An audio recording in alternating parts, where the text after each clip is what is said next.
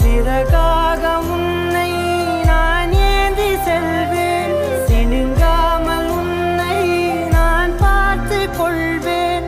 ஒரு கோடி இன்பங்கள் உன்னை பார்த்த நொடியில், நான் வாழும் நாள் மட்டும் நீ எந்த மடியில். உன்னை ஈன்ற பொழுதிங்கு கடவுள் தன் முகம் பார்த்த பொழுது உன் பாதம் தொழுது